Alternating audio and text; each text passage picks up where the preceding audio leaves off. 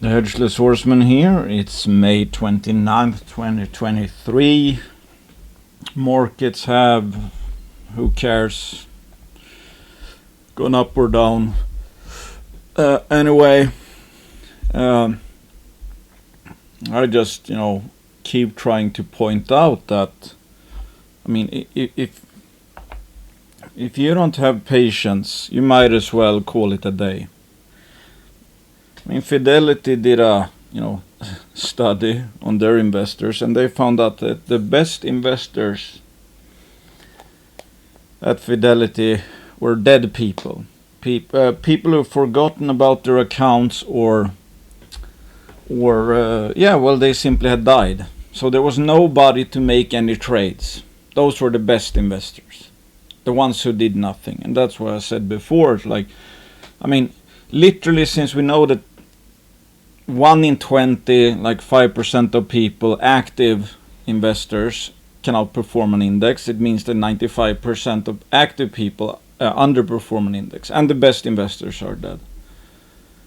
So again, it's like, if you have a case that you think is good, you think the stock is cheap, if you do no trade, there's a 95% chance you're outperforming.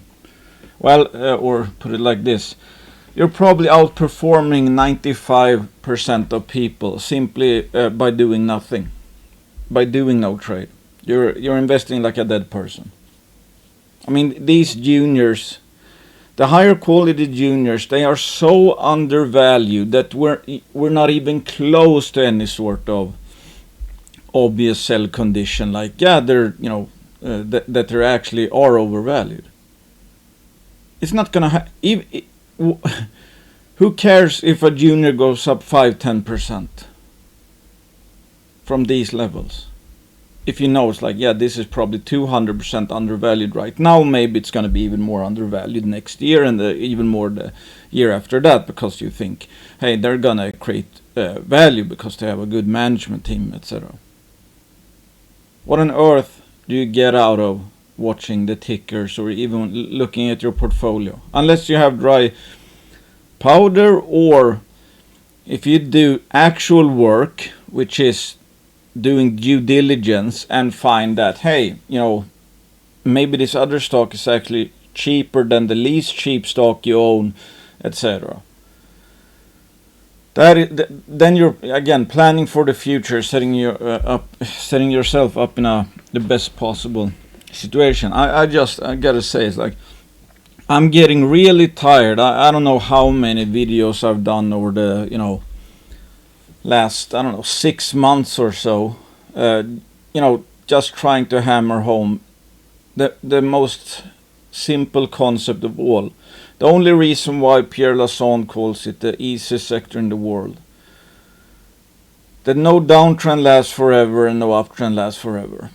That gold happens to be, and gold miners, etc., happens to be a sector where there's a lot of greed and fear. So it goes up a lot and then it goes down a lot. When it starts going up, people get greedy and no price is too high, so it goes up a lot more than it should.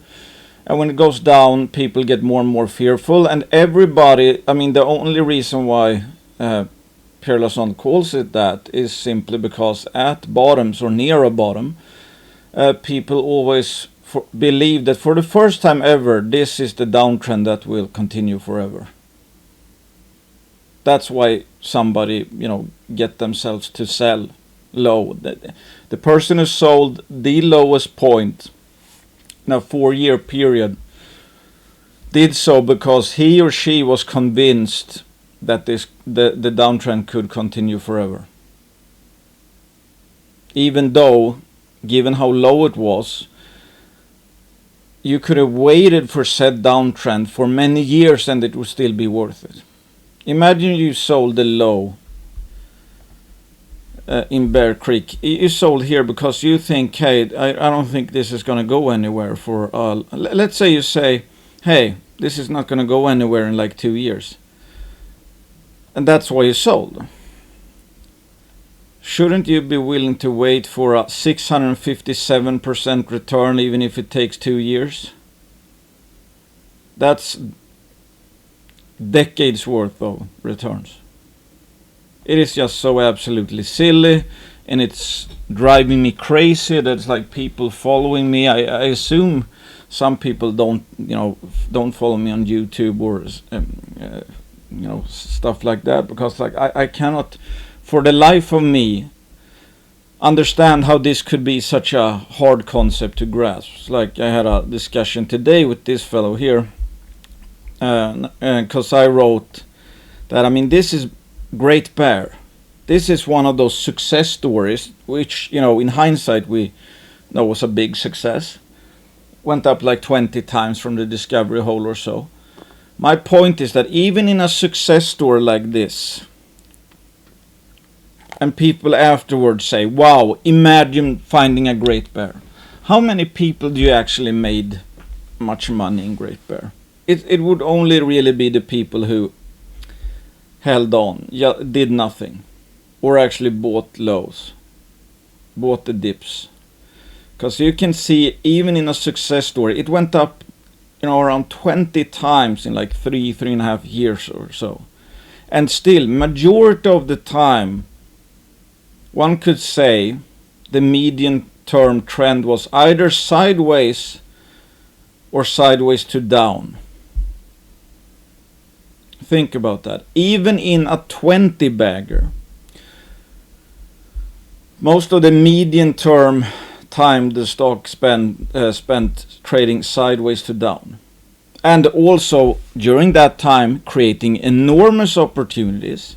This was an enormous opportunity, which we, obviously later found. So, I mean, this is not a long time frame. But this, I don't know what, this might have been a 200%. Let's say, a 3 bagger from this point.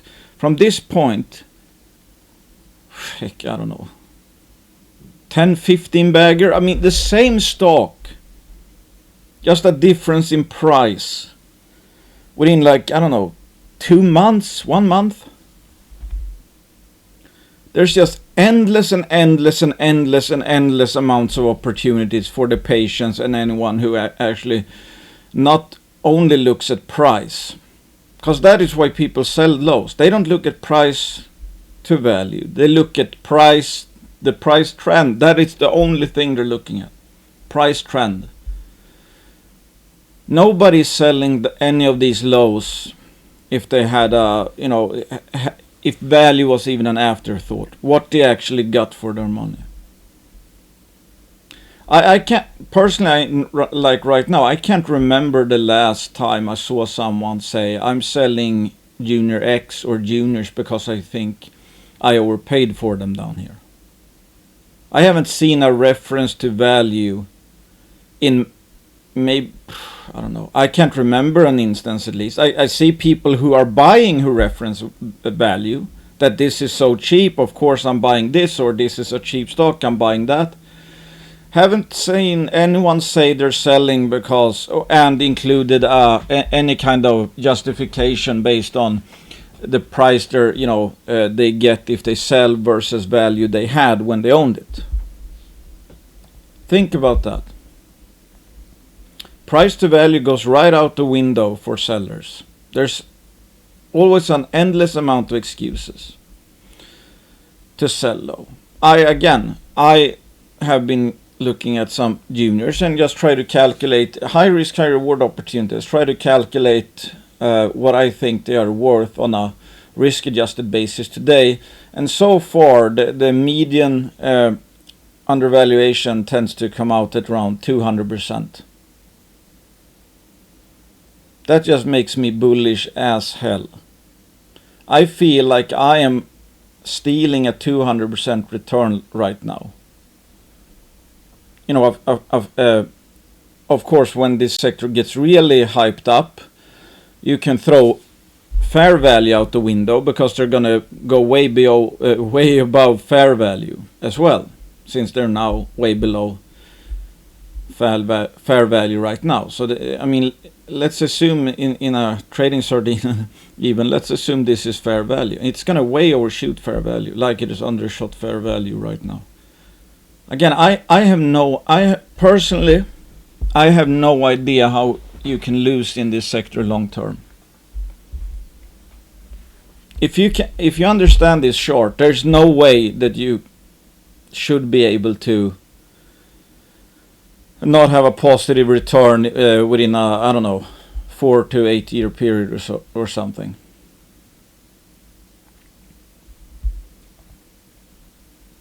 And again, even the best case scenarios, kinda, the best exploration stories. And I took a look at Snowline as well. From here to here it was sideways. Up a bit, then down.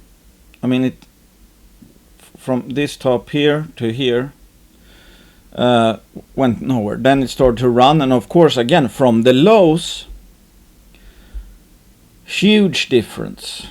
This was what, 70-80 cents. Down here it was like 24. Do you understand how less sure you have to be about a blue sky playing out when you're just paying 22 cents versus 80 cents? You give yourself a huge amount of rope, because any one of these stories that you're right, you might need to be right 1 in 10, 1 in 15 down here. To buy here, and assuming all your exploration stories, you know, if you could have identical, if they were at this level, maybe you would need to be right 3 times out of 10. That's a huge difference. The cheaper you buy these juniors, the more you can afford to be wrong, because the downside is always 100%, but the upside is always uncapped. And if you're starting from a low or a much lower level, obviously you're gonna return a lot more. And if that happens, it's gonna pay for a lot of more losers from this level than from this level. And now we're in a sideways consolidation again. And Snowline is one of the best success stories over the last year or two. So my point is, if you don't have patience, if you don't have infinite patience, it's like you forget about it. That's the most important thing.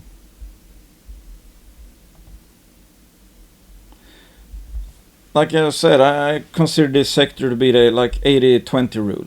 80% of the time, the price action sucks. 20% of the time, it's unbelievable. If you sell at any point, well, I shouldn't say any point, but the later and later in that 80% suckage period, you're making an increasing mistake. Because by definition, any extra day of down, if we know, or if not even if, since we know that every downtrend stops and every uptrend stops. If an uptrend has gone on for I don't know how many years, one extra day takes it 1 extra day closer to the next uptrend. That is by definition. So we had some discussions like, why invest in a sector that sucks majority of the time? One mistake and you're sitting for years. So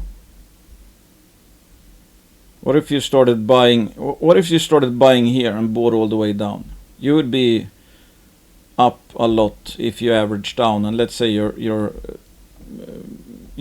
average was down here. That would be 242%, and that's just over like 2-3 years. Absolutely superb results. Even if you started buying here and you increasingly bought, the cheaper it went. Who cares? Yeah, this was a 2-year downtrend. If you had your average down to, let's say, just here, I mean, that's still 163% in like 2 years. 163 in 2 years, also great. And of course, the more you can buy, the more you can add at even lower levels, the more the portfolio is going to thank you in the future. That's why it's like, yes, since basically, well, at least here, I've been super bullish this entire time.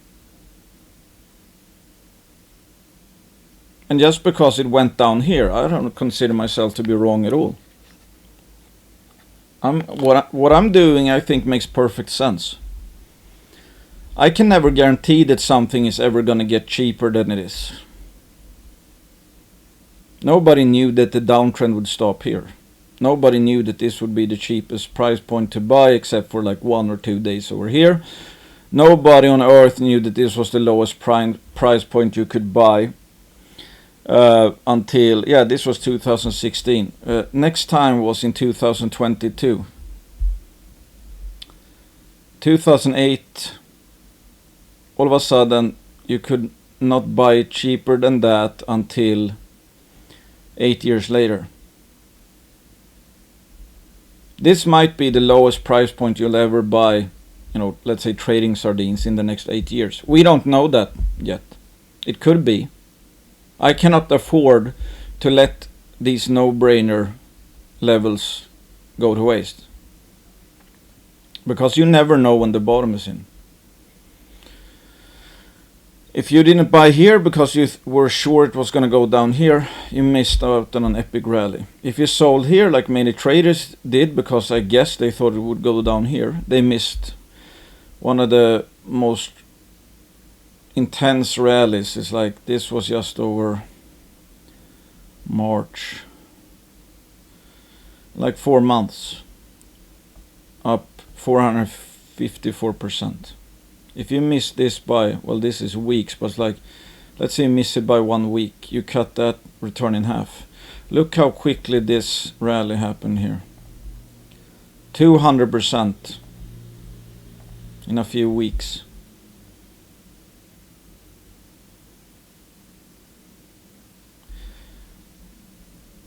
You see how typically quickly these things can turn. And if you ever, at least in the history of Bear Creek Mining, if you ever bought at the black line here, you would have at least made 100% return within like, 2 years max or something. 100% win in 2 years. That is better than 98% of people can do. So how hard is this sector real? No, it's not hard. It's people make it hard. This guy's making it hard. And I just asked him, would you rather be in a sector that only ticks up? Because if this sector was the stock market, let's say, that went something like that, and the volatility was just this, you would never be able to have such obscene opportunities where it's like, this buy, returned, 10x, 15x. But just a few months later, this only returned 4 or 5x.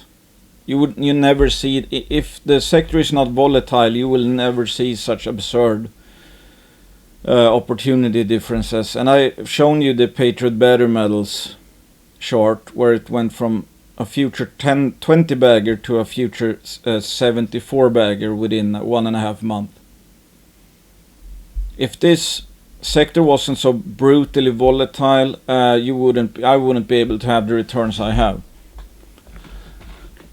But this person apparently would much rather take 50% over 3 years than 400%, let's say, over 3 years. Meaning that he would rather have the journey feel good than actually make the most amount of money. And I can understand that. But 50%, but I'm after the maximum return. That's why I love this sector. At least from a performance perspective, because it sure as hell is stressful, emotionally taxing, require huge amount of intestinal fortitude and patience. That is the trade-off, and boredom. It's like, now it's boring. It's like everywhere you look, if it's a high quality junior, it's a buy. You can, it takes you, 10 minutes to look at a presentation of a above average quality junior. You can immediately see that it's a buy. That's not really a hard market. Right now, nobody really has shouldn't allow themselves to call this market hard, because now everything is cheap. You can see that everything is cheap. You can buy the best juniors for cheap. You can buy the best companies with the best assets cheap. That is not a hard market, that is an incredibly easy market. This, around these tops here, that's when the market is extremely hard. Because it's so easy to be overpaying. You need to be very right, kinda. And it still won't stop most juniors from going down at least 50% when the actual downturn comes. But that doesn't mean necessarily that you overpaid. But it's very hard not to overpay, because 98% of juniors will be overvalued at highs. So it will be incredibly hard to find the 2% that are not actually overvalued. Here it's like high quality juniors. I would say 99% are probably undervalued. So now what we're seeing now is why this sector is easy. Because it's so, at times it's so incredibly hard to be making mistakes. You don't need any precision, you don't need to be right on the ounce, how much they have, no. I mean, some juniors have entire projects, you can buy entire projects for free. That means that if you think there's a 1% chance that that project could become something, it's cheap. You're not making a mistake. Up here maybe the juniors are pricing in that decent deposit is going to be a tier 1 deposit, and that's probably not likely. That's probably not going to happen. Much harder to see upside in the portfolio over the next X amount of years if you're invested here, because the only way you have an expected positive return if the average junior you own up here is actually cheap today during that point, or will be cheap in the future. Now I think I'm incredibly happy with my portfolio. I think it's easily gonna do 200% one day in the future. I see my portfolio as a incredibly spring-loaded, a bunch of spring-loaded juniors, and everyone is, like, in my opinion, dirt cheap. The best is yet to come. Because yes, a cheap junior can get cheaper, but going from very cheap to expensive, that could be hundreds of percent. So what am I risking? It's like, paper loss, short-term paper loss is all that I'm risking right now, really. My portfolio is, the risk I have in my portfolio is a short-term paper loss. The reward side is a immense paper profit, and hopefully a long-term profit. That is, there's a reason that, yes, indeed, value is up here and it will go beyond that and then below and beyond, but the trend is up. So maybe in some juniors, maybe I'll never see the prices I'm seeing today ever again. So that's a, permanent profit. Anyway, we had some, well,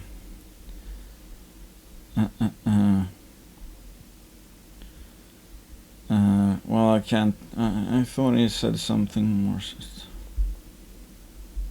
Oh yeah, when I brought up, like, I used the Pierre Lassonde, quote, or that he says it's the easiest sector in the world, to kind of get people to take some responsibility. Because let's face it, it's kind of a shit test. It kind of bruises the ego if you hear someone say, "Hey, this is the easiest sector in the world," and you're sitting there whining about this being impossible to beat.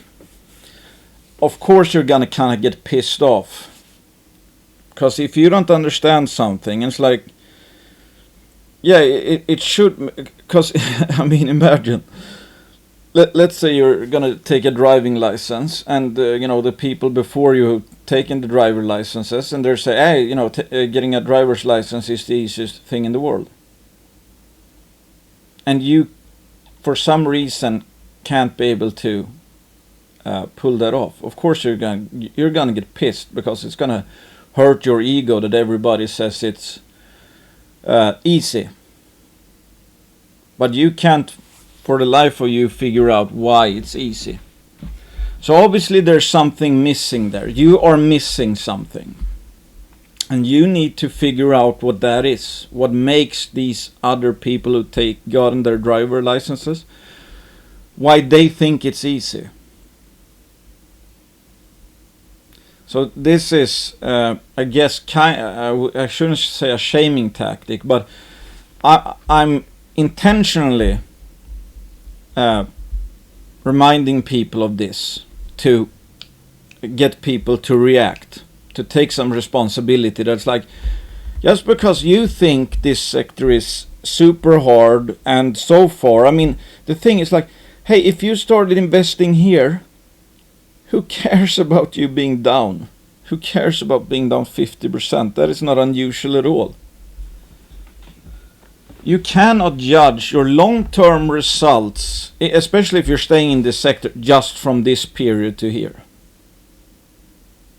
Do you think you need to be do you think I was a genius when I bought in here, bought all the way down, and then later was up here? Do you think it's like, well, of course it feels like that. Okay, this is the kind of trend I expect my portfolio to have. Yeah, but no trend goes on forever. So I can't just look at this period and it's like, yeah, that's how good I am. Hey, I'm 300% every 8 months. That's what I am supposed to expect. And you can't look, if you entered here, if you bought here, it's like you can't look at this and it's like, yep, this is how bad I am. It doesn't work like that. That's why it's called, why you can only judge your results over the long term. Anybody can get lucky in the short term. Anybody can have poor timing. Anybody, I mean, literally a lot of schmucks for a time there had, millions in Dogecoin. And now maybe they are, are in debt or whatever. One trade does not equal your long-term results. Getting lucky on one FOMO, or you bought here and then Corona happened and you're down like 50%. How on earth are you supposed to take that personally? Could you foresee that a global pandemic was gonna hit? No, shit happens. They just went extremely cheap and that got corrected in a hurry. This was a hissy fit by the market. I don't take that personal. Well, that's like, when people blame companies who really had problems because of COVID. It's like, oh, this shitty company, this shitty stock, etc. Oh, look at it, it's down. It's like, yeah. So what? I mean, people just look at the price and then like, yeah, shitty company, shitty stocks. Like, yeah, well, they were not really able to do any work for like 1-2 years. But again, that's like never any understanding. I mean, that I think again, it's like this is kind of a wake-up call. It's like if Pierre Lassonde says so, and he's a billionaire, so it's not like he doesn't have any credentials. It's not like some I don't know junior mining investing newsletter who says you can make a lot of money in the junior mining space, and they still haven't made much money in like 20 years. I mean, then obviously it's like they don't really even know how to make money, so that's kind of misleading in a sense, because like, I mean, if you can't even back it up, if you know what I mean. It was like, I have so far never sent an angry email to a single management team, and I've taken a lot of big losses. Paper losses, and many were converted later on to real losses. I've never sent a single angry email. I always blame myself. If I take a loss, sometimes it's just that case didn't play out the way I hoped or whatever, because it is high risk, high reward. Sometimes it might be, it's like, no, okay, I should have seen that, let's say, this management team was bad, or I should have seen that they had a lack of focus, or I should have seen that they squandered money, I should have seen, yada yada. Should have seen, I should have seen. I take all my losses, like, I assume I did something wrong. It's like, I won't be making that mistake next time. But most people, they buy, it seems, buy a bunch of shit cows. Because they're thinking, hey, when silver goes to 50, I'm going to make a lot of money. So they buy all these shit cows, have no idea what they are worth. They just hear that when silver goes to 50, they're going to make a lot of money. Takes no responsibility at all. They do not see it as buying into a company with fundamentals, with people going to work every day and trying to create value, etc. No, they just see them as a lottery ticket. And then they are completely dumbfounded when it's like, oh, this company didn't perform that well. Not even, I don't know, over 5 years or something. I mean, again, down if if you're in shitcoins, yes, the shitcoins are the ones that tend to go up the most from the lows to the highs. I mean, Bear Creek Mining hasn't really changed that much fundamentally, but still it goes down 80-90%, up 600%, down 80%, up 300%, down 60%, up 461%, etc., etc. That's true, but if you know you're playing shitcoins, then you have to also know it's like, okay, the only thing I can wait for is for this sector to go from depressed to hot, depressed to hot, depressed to hot. So then you already know that there's nothing else to do than wait. I prefer to go the alpha route. I invest in companies that I'm bullish on the fundamentals, and then let the sentiment change and prices of metals be a bonus.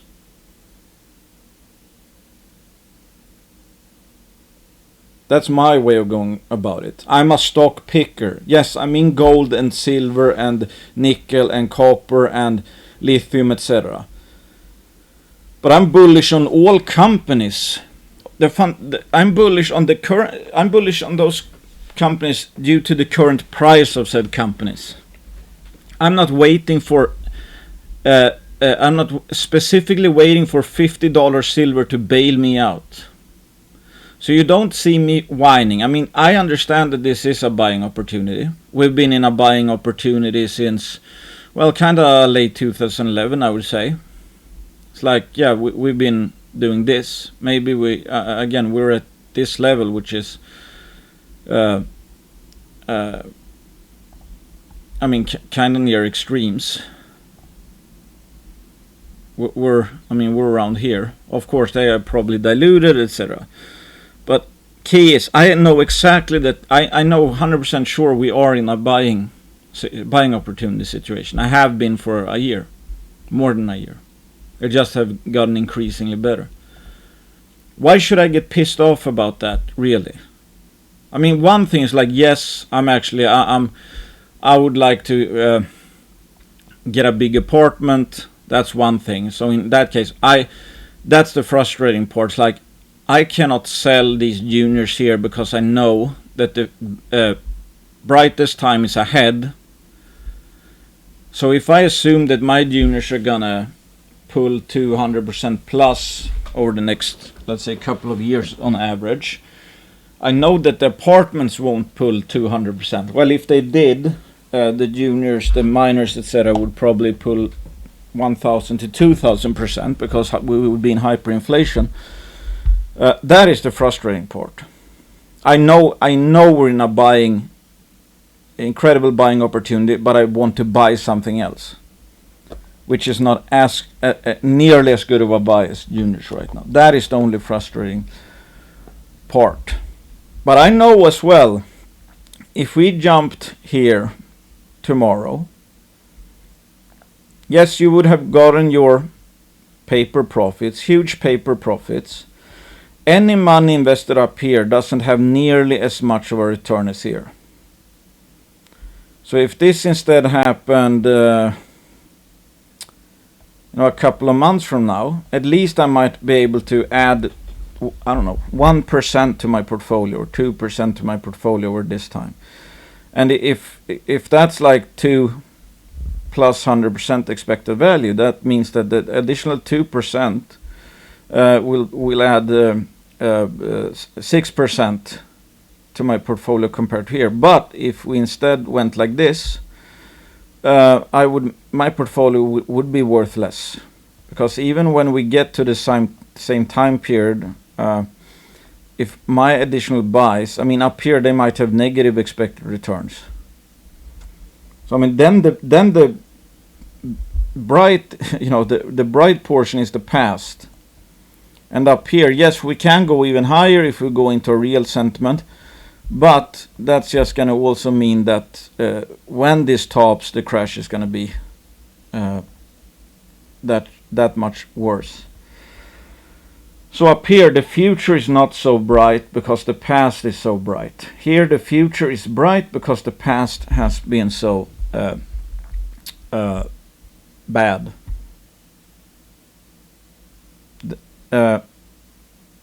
From here on out, I mean, from these levels, my portfolio looks great.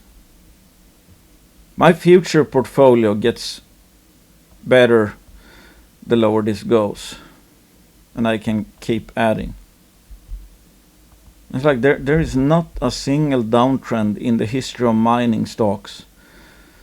And I'm talking, of course, about the companies that are still around. Because again, you can't just put your money in a bunch of almost bankrupt shitcos with no real prospects and a really bad management team, and then just be totally surprised that it's like things didn't work out well. Yes, if it turns tomorrow, great. If it doesn't turn tomorrow, if we continue in these bargain levels for another year and you only have close to bankrupt juniors, should you be allowed to blame the market that this sector is so hard? Because when that time comes, the juniors that are still here, maybe some have gone up 100-200% in value, they might go up 600-700%. But let's say, you have 30% of your portfolio left. I mean, literally, not just paper losses, but it's like those companies went bankrupt. They don't even have they can't even have a mean reversion because they're not even in play anymore. So it's like that's also on the point of like taking responsibility. And at that point, it's like if you think you deserve, let's say, as good returns as me, that should mean that you think you at least put in as much time as me. Because I see people, it's like they bitch and moan, and then it's like, yeah, well, my returns are good, and they can't for their life of them figure out. And it's like expecting that since even if we held like the same kind of stocks, we will not have exactly the same position weighting. I have some obscene position weightings in some juniors, which I'm not too comfortable talking about because that might get other people to do that. And I can't guarantee that any junior will be a success. I think that the average junior will be a success. So unless you do exactly have the same portfolio sizing, position sizing, if you can recognize that, hey, I own these 10 companies, number 3 went down 20%, all of a sudden that might net me another 50% extra when the turn comes, and I reshuffle into that. If you don't do that, you obviously won't have the same returns either. But that's why it's like my goal has been, it's like, again, I mean, it's a bit sad. It's like, I mean, this guy is like, he's given up, kinda. It's like, you can't beat this sector. Why even be in a sector that's shitty for most of the time? Because, I mean, the obvious reason is because when this goes from shitty to good, I mean, you can make years worth of return in like, or decades worth of returns in like 8 months. That's the idea behind it. That's why you can make money in a shitty sector, or a sector that is crappy for 80% of the time. Because if you only, even in trading sardines, if you just increasingly buy the lows, you're going to be fine. So, and that's why I put that out there. It's like Pierre Lassonde is saying, this is the easiest sector in the world. And it's kind of intentionally, I put it out there to get people pissed off. To have them realize it's like, if he's right, I must be making huge mistakes. And it's very, I mean, his reasoning is very simple, which he's said. He stated, it's because this sector always goes up a lot and down a lot. And from down a lot, up a lot. And from up a lot, down a lot. And from down a lot, up a lot. That was his whole point. So it's like, you better get with the program. You better start getting that. And you will not take stuff seriously anymore. There is no doubt in my mind that I'm gonna make a lot of money, a lot of more money sometime in the future in juniors. Because there's no example in history of mining stocks that they have not gone from very depressed to very high sentiment. That has always happened. No downtrend has ever lasted forever. And his point also was that he said something about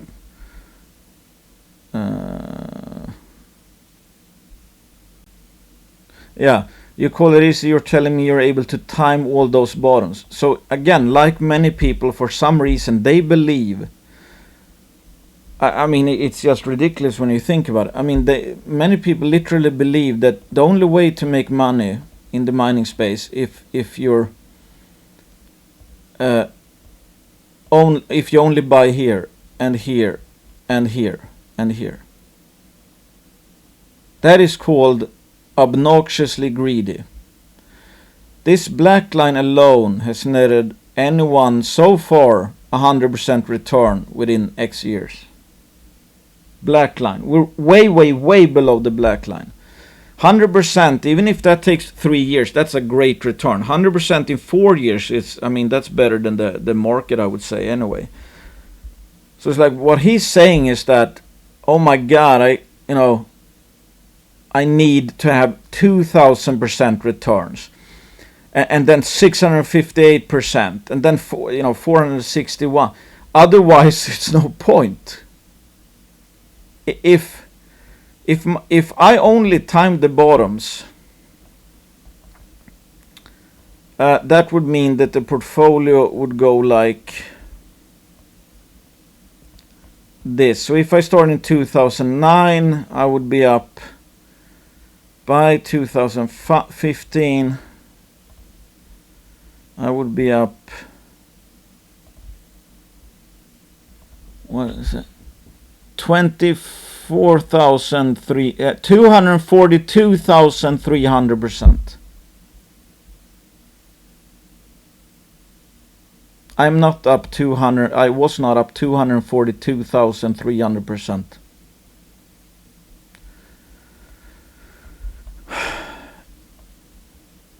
If you only catch,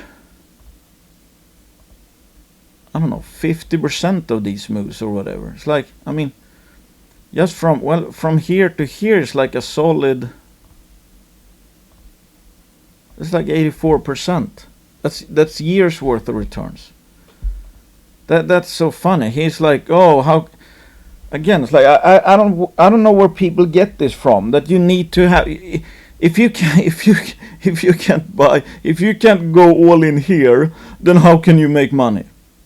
No, because if we go by his logic, this is what he's expecting. Unless he can be guaranteed a 242,000% return in like 5 years, this must be a shitty sector. Or this, I mean, this would be even more ridiculous, I guess. It's like, okay, 2018, let's say. 267,000% in 2 years. If it's only these moves that you have to get every single time from the absolute bottom continuously, I mean, who are you kidding? This is such ridiculous. My goal is 50% per year over the long term. It's not 600% every 6 months. And it's not, given how cheap everything is now. I mean, literally, one should only have no-brainers. I think I might have some holds, etc. Especially if if it's smaller positions. That's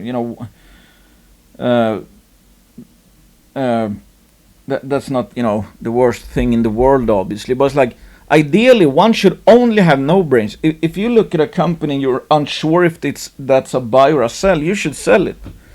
Because there are plenty of, I would say, no-brainers. Not no-brainers in the sense that for sure you're going to make a lot of money on them. It's just that they're so cheap that even if there's a 10% chance you're right, they're pricing a 3% chance of a project going well or something.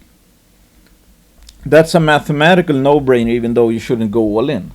That's 200% undervaluation on a risk-adjusted basis. And even if you're off by 50%, it would still be cheap. It would still be like 67% undervalued. So again, this is also taking responsibility. You can't sit there with like a bunch of, at this point in time, if you're sitting here with a bunch of crappy companies, to like stores that didn't really turn out that great, and it's like they have no real hope of turning it around, but you're sitting in them because you don't want to sell with a 60% paper loss. You don't want to convert that to a profit. Whereas somebody else in your shoes, they would take like, let's say 60% losses across the board in stores that didn't pan out well or something, and just put in absolute no-brainers. It's like, yes, it's hard to take 60% losses in stocks, but it makes total sense if the future of that stock is not nearly as good as some other stories. That's a psychological thing. We tend to want to make back the money we lost in a stock in the same stock. And I mean, even for me, it's got them depressing to sell a stock I'm down 70% in. Because all in the back of your head, you're like, what if I sold the low and it turns around? I'm going to feel so stupid. Sure. But it's like, how sure are you? If you find something that's obviously a buy, unlike that one perhaps, by definition you're not making a mistake, even if the one you sold went up a lot for some reason you couldn't possibly foresee. So like, your future portfolio is going to thank you if you throw out all the holds or the semi-bullish, etc., and just reshuffle your entire portfolio into absolute no-brainers. Because in an ideal world, our portfolio should at all times only contain no-brainers. As soon as a no-brainer goes up, let's say too much, and even though the store is totally intact, but it's just prices run too high. So when you look at price to current value or price to future value over the next 2 years, you don't see the kind of price to value gap you would want for it to become a no-brainer. Then it's a sell, even though it might be one of the best juniors around. And I just added some shorts from Gold Discovery. It's like, I mean, look at, these are some of, this was I don't know how many bags it was in a very short period of time, but it's like, still here, I don't know, well, they hit more stuff. Yeah, this is a hot stock now, I think, but it's like, look at the kind of volatility you have in these. Nothing goes straight up. but there can be big trends, etc. But it's like, how many people do you think? I mean, from this point to here, that's like 3-4 years declining price action. But if you held it, let's say you bought here, you'd obviously made a lot of money. I mean, not an absurd amount of money perhaps, but it's like, yeah, multi-bagger from here to here. But in the meantime, you would have some of the most gruesome long-term, multi-year declines, etc. But of course, again, like always, if you're focusing on the price to value, etc., maybe here you find out that, hey, okay, this position, I took a 2% position here, it went up to, I don't know, 8%, and now it's down to 2%, but you think it's so de-risked, let's say, that you add 8%, because it's never been cheaper to the, value. Price to value has never been, had a gap like this. And you add, maybe you up your position by 300% or something. Let's say you're up to 8%. And it goes up like 150%. That's a huge boost to your portfolio. If you have an 8% position that goes up like, let's say, 100, 200%, I mean, that could pay for a large amount of 0.5 to 1% high risk positions that get cut in half from one single no-brainer, let's say. And again, or not again, but like, I pointed this out, which I think again kind of shows that, like, people talk about timing the bottom, or I'm gonna buy when the trend is up and all of that crap. I mean, everybody's a market timer. That's literally what everybody is. I remember I posted, I'm not gonna pull it up now, but I had a discussion with someone at the day of the low in 2020, and I was just posting. It's not like I only posted, it's time to buy. You know me. It's like I'm buying all the time if I find something cheap. And like over the last year, I'm just continuously basically said, buy the entire sector. But anyway, on that very day, the day of the low, well, actually, I might be able to find that. Or maybe not. Anyway. But our discussion was like, I said, this is game time. And he's like, no, this is not game time. We need to see rates do something. Entirely, I can't say entirely unrelated, but it's like, why do I care about rates, where they might go in the short term? I'm investing in companies. I'm stock picking. Anyway, so he's like dead sure it's not game time. That was the low of the day. And he said, no, it's better to get in. Well, he said that later. It's better to get in when the bottom when the trend is up. He said that, I think, today. I like that dude, but he's funny because he's like a typical retail investor. And he's like, no, I still think you should get in when you have confirmed that there's an uptrend. And he's bearish juniors news now. So the interesting thing, I just looked at a few juniors. 1 year short of Magna Mining. Obviously higher highs, higher lows whenever this, unless it's, would go down, which I think would be totally absurd. Still, this looks like an uptrend. This looks like an uptrend. This is higher than, it's over 52-week lows. Same with District, over 52-week lows. Tectonic. So, for all we know, we're already in a bull trend. We're already in a bull market, and the same people who didn't buy the last bottom, they are not even, they're not buying now either because they want to see an uptrend. What is this if not an uptrend?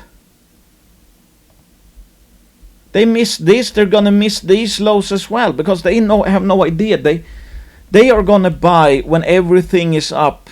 When do you think? When does this look like an uptrend? I'm gonna find. No, this is. I thought I had Bear Creek Mining. Anyway, when do you think people are convinced that any of these moves is an uptrend? This went all the way up here before it crashed.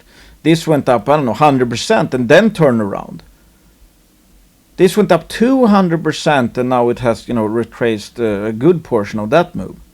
So when on earth are you supposed to know that it's indeed an uptrend? Up here, forget it. It's like this was a false start. Why wasn't this a false start? And even if you get in there, the people who are buying down here, they're up 100% already and will be up 667%. Meanwhile, the one who waited for the uptrend, he just got 280. So I have no idea, why do people think that market timing is so crucial? It is clearly not. I have done no market timing. And of course, it's like guys like this can't for their life of them understand, how can you not be market timing? Oh, do you know for sure when that this was the bottom or this, and I knew when to get in there? Absolutely not. I just buy anytime I see something that is cheap. I buy it. It just happens that right now there's a lot more companies that are cheap than here. Oh, it's just like, take responsibility. Don't become one of those guys who whine about the market. Those are quitters. It's like, I mean, that guy is basically, it's like, why should I even be bothering with this? And you have Pierre Lassonde saying this is the easiest sector in the world. So if he walks away from this sector because he's so convinced that you cannot make money in the junior sector, he quit. He quit. He whined and quit. And will buy whatever, probably Nvidia or something that's up here. Then then when that sector drops, he's gonna say the same thing. Oh, this sector doesn't work. I mean, this could be dead money for years. Why even bother?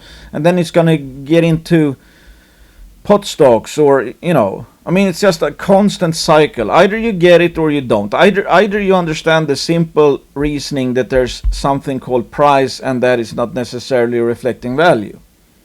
And if you're in a cyclical sector, the very name is cyclical sector. It's not perpetually up sector, it's not perpetually down sector. It's cyclical sector. And still it's like people's minds are blown that it's cyclical. How on earth do you not beat a cyclical sector? The only thing you have to do is buy low. And buy even more the lower it goes. Because it's always going to go up. It's like, personally, and I hope, I mean, yeah, it might sound arrogant, but it's like, I have no idea where you're supposed to lose in a cyclical sector like this over the long term. There's just so egregious. I mean, the opportunities are just absurd. God damn, this was like 2,000%. It's like, even if you got this move alone, it's like, what, 140%. And from here, it's like 700%. I mean, the opportunities get so outrageously good. And you always know it's gonna go up. And you know it's going to go down. And again, you can't be one of those, in my opinion, that just buys whatever shit goes you saw someone pump on Twitter and then get incredibly surprised if things don't turn out too well, and then blame it on the market and you can't make money in the market, etc. I think all my I specifically own the shares I do for a reason.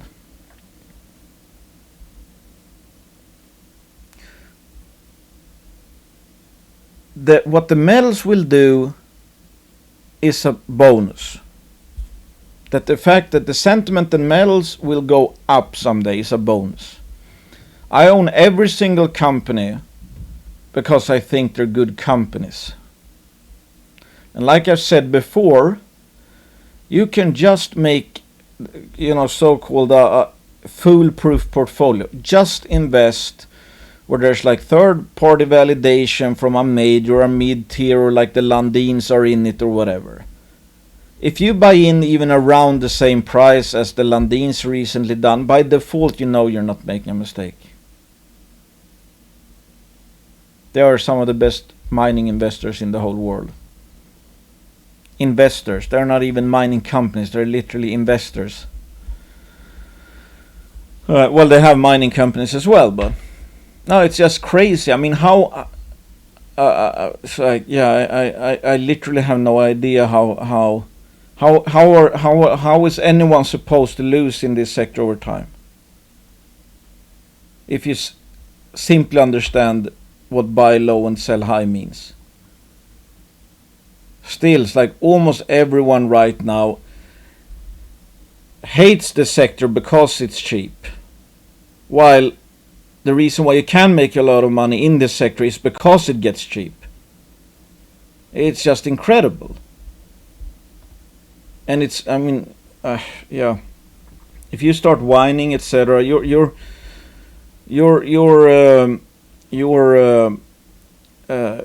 don't want to take responsibility. To me, it's a matter of pride. I cannot live in a world where I don't beat more sector like this. I refuse to lose, so I never sell cheap. I always buy cheap. Anyway, I hope you got something out of this rant.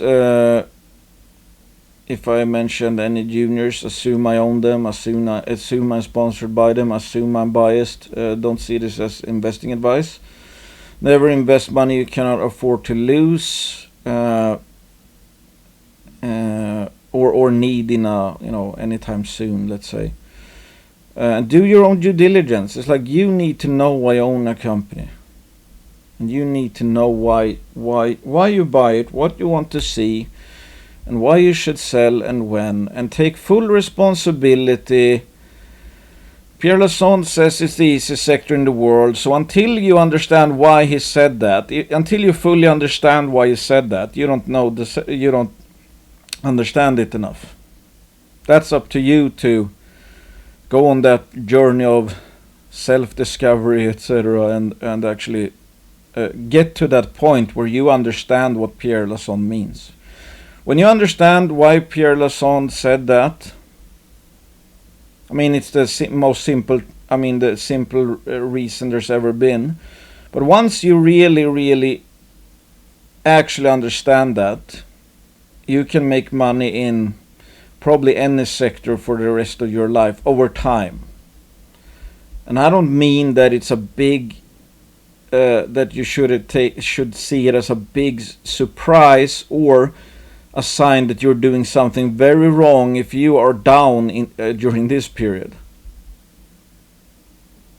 Imagine if you're only down 50% and they go up 300%, you're going to make money. And the next time you're probably going to act even better, because if you started your investing career here, but you figured out enough stuff, you understood what Pierre Lassonde meant, and you're just adding and adding at these levels, this won't be a problem in them, because now you're a much better investor than you were here. So maybe you're up here, let's say you were a pretty poor investor up here, and your future expected returns was like this. You had 3 years to learn and understand what Pierre Lassonde says, etc., etc. Learn about minors, learn about juniors, learn about exploration, learn about risk, position sizing, all of that. From here on out, maybe your future portfolio returns will be here, be in a really good long-term uptrend. Simply because you changed as an investor and you learned. So in reality, one could say that the more you learned,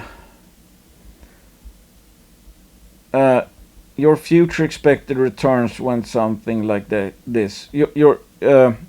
Let's say long-term portfolio returns. Hopefully you'll get even better, so this could be steeper, albeit offset by the fact that you'll someday have a higher portfolio to manage, which makes it a bit harder. But let's say you started off being a really poor investor here, didn't know much, bought high, but started to learn, and by the time you're let's say by the time you're here where we are today, you grasped what Pierre Lassonde said. So all of a sudden, your future portfolio returns, you went from a long-term money-losing investor, but at this point you start to learn the most important stuff, like cyclicality and all of that, and all of a sudden it's like now your portfolio, long-term portfolio returns until you die are positive. I mean, it's much better to learn that in a bottom than up here. I mean, even if you learned as much as you know now, if you were starting here, I mean, I'm sorry to say, but it's like, yeah, the next couple of years, probably it's going to be a headwind.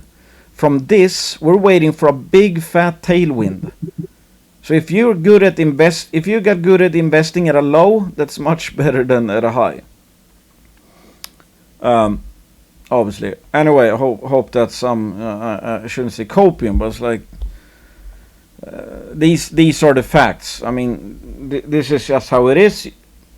You can hate or love this sector, but the very same reason why people get frustrated and walk away from the sector is the same reason why when you get it you can make a lot of money in this sector, because the very reason or the very fact that it can go down this much is what gets people pissed off, walk away in disgust, thinking it's never gonna turn, you can never make any money. The ones who get it understand that if this sector didn't crash like this, I could never have runs like this and this and this and this and all of that. Yeah, thanks for listening. Bye.